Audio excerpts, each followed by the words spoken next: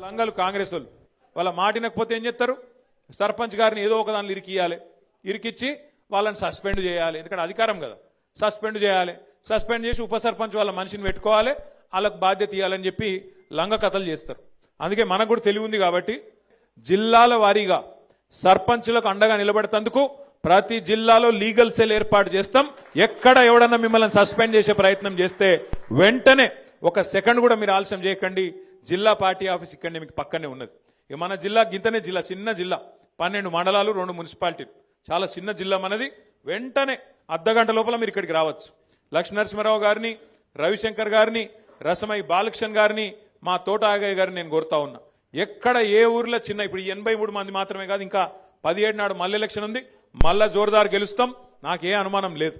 ఎక్కడ చిన్న సమస్య వచ్చినా సర్పంచ్ గాని ఉప సర్పంచ్ గాని వెంటనే ఇక్కడ లీగల్ సెల్ యాక్టివేట్ చేయాలి, వెంటనే కోర్టుకు పోవాలి, మన హక్కుల కోసం మనం కొట్లాడాలి. ఈ విషయంలో రాజీ పడొద్దని చెప్పి నేను కోరుతున్నా.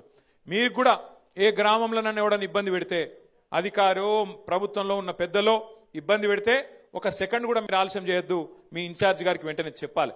చెప్పి అన్నాగో ఇట్లా చేస్తున్నారు, వీళ్ళు ఆగం చేస్తున్నారు అని చెప్పి వెంటనే మీరు స్పందించి ఎక్కడ వాళ్ళు అక్కడ హుషారుగా కాపాడుకోవాలి. ఎందుకంటే గెలిపించడం ఒక్కడే కాదు కదా, గెలిచినాక కాపాడుకుంటూ కూడా మన బాధ్యత. మన హక్కులు తెలుసుకోవాలి, మన హక్కుల కోసం కొట్లాడాలి.